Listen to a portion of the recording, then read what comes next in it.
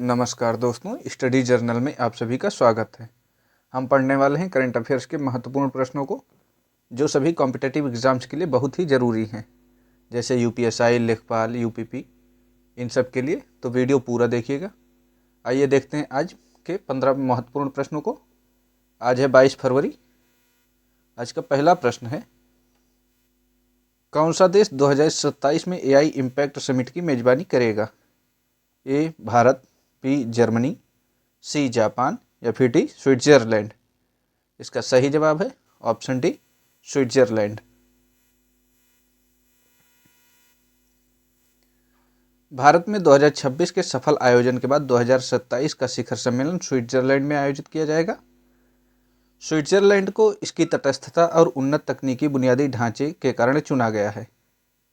यह सम्मेलन वैश्विक स्तर पर एआई के नैतिक उपयोग और इसके सामाजिक प्रभावों पर चर्चा करने का एक प्रमुख मंच है। आइए देखते हैं अगला प्रश्न। प्रश्न संख्या 2, भारत में 100 मेगावाट एआई अवसंरचना विकसित करने के लिए टाटा समूह ने किस कंपनी के साथ साझेदारी की है? ए गूगल, बी माइक्रोसॉफ्ट, सी ओपन एआई या फिर डी मेटा के साथ। इसका सही जवाब है option C open AI. Tata समूह और ओपन एआई के बीच यह ऐतिहासिक साझेदारी भारत में एआई कंप्यूटिंग क्षमता को बढ़ाने के लिए हुई है। 100 मेगावाट का यह बुनियादी ढांचा भारतीय स्टार्टअप्स और शोधकर्ताओं को उन्नत एआई मॉडल विकसित करने के लिए आवश्यक शक्ति प्रदान करेगा। अगला प्रश्न है प्रश्न संख्या 3, आर्थिक रूप से कमजोर वर्गों को रियायती भोजन उपलब्ध कराने के लिए अटल कैंटीन का उद्घाटन कहाँ किया गया है? ए दिल्ली, बी उत्तर प्रदेश, सी हरियाणा या फिर ऑप्शन डी गुजरात। इसका सही जवाब है ऑप्शन ए दिल्ली।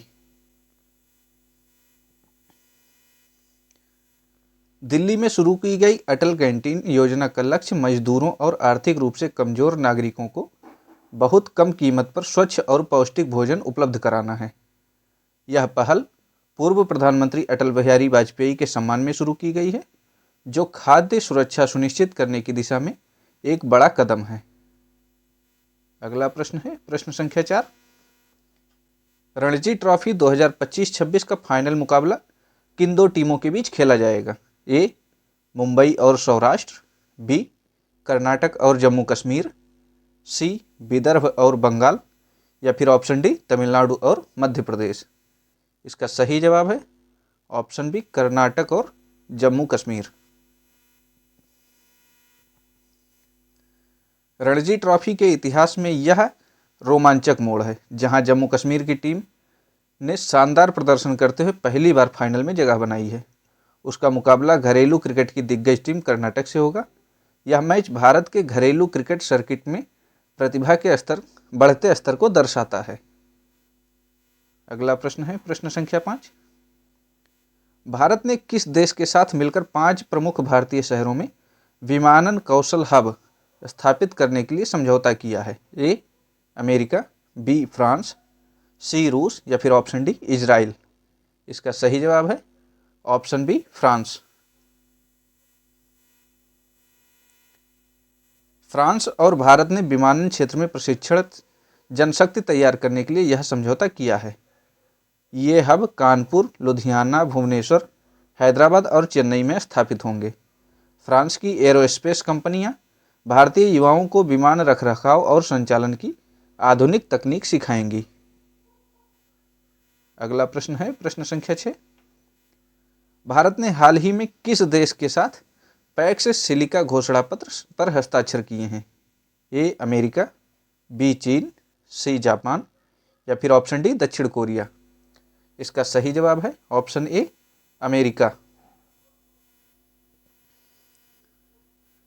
यह घोषणा पत्र सेमीकंडक्टर आपूर्ति श्रृंखला और एआई सुरक्षा पर केंद्रित है। पैक्स सिलिका का उद्देश्य भारत और अमेरिका के बीच चिप निर्माण और डिजिटल बुनियादी ढांचे में सहयोग को मजबूत करना है, ताकि वैश्विक तकनीकी क्षेत्र में चीन पर निर्भरता कम की जा सके। अगला प्रश्न है प्रश्न संख्या 7, नौवीं हिंद महासागर नौसेना संगोष्ठी के नौसेना प्रमुखों का सम्मेलन कहाँ आयोजित किया जाएगा? ए port Louis Mauritius, B Colombo Sri Lanka, सी विशाखापत्तनम भारत, या फिर ऑप्शन डी मेलबर्न ऑस्ट्रेलिया। इसका सही जवाब है ऑप्शन सी विशाखापत्तनम भारत।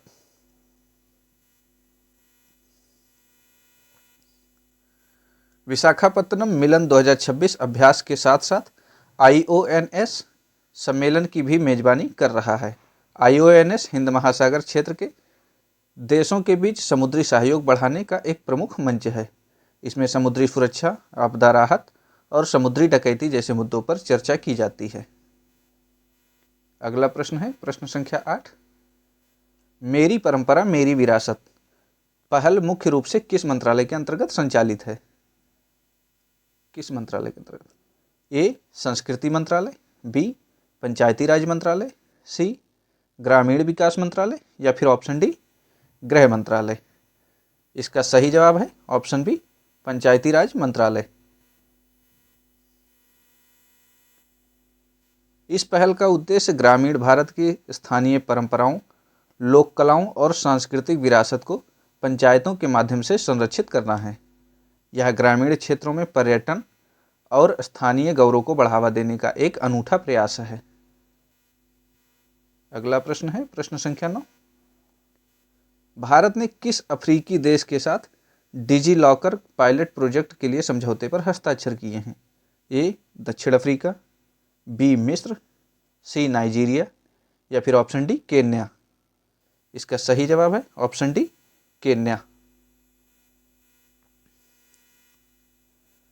भारत अपनी इंडिया स्टैक तकनीक, जिसे डिजी लॉकर और यूपीआई को दुनिया के साथ साझा कर रहा है। केन्या अब डिजी लॉकर का उपयोग करके अपने नागरिकों को डिजिटल दस्तावेज रखने का सुविधा प्रदान करेगा। यह डिजिटल गवर्नेंस के क्षेत्र में भारत की बढ़ती सॉफ्ट पावर का उदाहरण है। अगला प्रश्न है प्रश्न संख्या 10, डॉक्टर रिकी ए सिंह कौन, जिनका हाल ही में निधन हो गया, किस लोकसभा क्षेत्र से सांसद थे? ए शिलांग मेघालय, बी गुवाहाटी असम, सी आइजोल मिजोरम, या फिर ऑप्शन डी कोहिमा नागालैंड। इसका सही जवाब है ऑप्शन ए शिलांग मेघालय। डॉक्टर रिकी सिंह कौन मेघालय के एक प्रभावशाली नेता और शिलांग के सांसद थे। वे अपनी सादगी और क्षेत्रीय मुद्दों को संसद में पुरजोर तरीके से उठाने के लिए जाने जाते थे। उनके निधन से पूर्वोत्तर की राजनीति में एक रिक्तता पैदा हुई है। अगला प्रश्न है प्रश्न संख्या 11, हाल ही में चर्चा में रहा नंधौर वन्यजीव अभयारण्य किस राज्य में स्थित है? ए उत्तर प्रदेश, बी हिमाचल प्रदेश, सी उत्तराखंड, या फिर ऑप्शन डी सिक्किम। इसका सही जवाब है ऑप्शन सी उत्तराखंड। नंधौर अभयारण्य उत्तराखंड के तराई क्षेत्र में स्थित है, हल्द्वानी के पास। यह बाघों की बढ़ती आबादी और पारिस्थितिकी गलियारे के रूप में अपनी भूमिका के कारण चर्चा में है।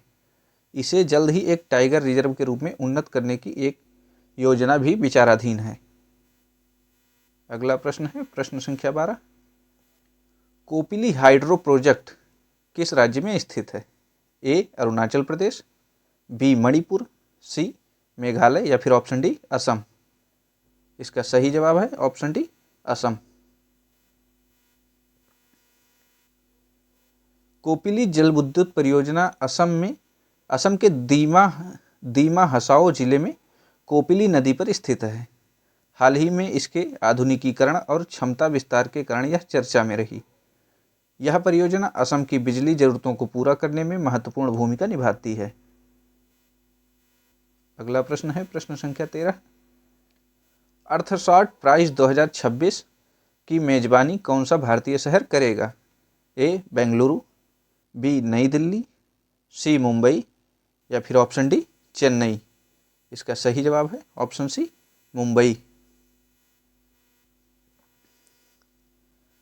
प्रिंस विलियम द्वारा स्थापित इस वैश्विक पुरस्कार को पर्यावरण का नोबेल कहा जाता है? 2026 में इसके पुरस्कार समारोह का आयोजन मुंबई में होना भारत के पर्यावरण संरक्षण प्रयासों के लिए एक बड़ी वैश्विक पहचान है। प्रश्न संख्या 14 है, जिब्राल्टर जलडमरू मध्य यानी कि स्ट्रेट ऑफ जिब्राल्टर किन दो देशों के मुख्य भूभागों को अलग करता है? ए फ्रांस और इटली, बी स्पेन और मोरक्को, सी ब्रिटेन और फ्रांस, या फिर ऑप्शन डी ग्रीस और तुर्की। इसका सही जवाब है ऑप्शन बी स्पेन और मोरक्को। जिब्राल्टर जलडमरूमध्य अटलांटिक महासागर के भूमध्य सागर से जोड़ता है। यह यूरोप के स्पेन और अफ्रीका के मोरक्को के बीच एक संकरा जलमार्ग है। हाल ही में अमेरिकी विमानवाहक पोत की आवाजाही के कारण यह क्षेत्र सुरक्षा की दृष्टि से चर्चा में रहा है। आज का अंतिम प्रश्न है प्रश्न संख्या 15। सक्रिय ज्वालामुखी माउंट कनलाओन किस देश में स्थित है? A Philippines, B Japan, C Indonesia, या फिर डी इटली। इसका सही जवाब है option A Philippines. Mount Kanlaon Philippines के नेग्रेस द्वीप पर स्थित एक सक्रिय स्ट्रेटोवॉल्केनो है। हालिया विस्फोट के कारण यहाँ बड़ी मात्रा में राख और गैस निकली, जिसके कारण आसपास के इलाकों में अलर्ट जारी किया गया। Philippines Pacific ring of fire पर स्थित होने के कारण ज्वालामुखी और भूकंप के प्रति अत्यधिक संवेदनशील है।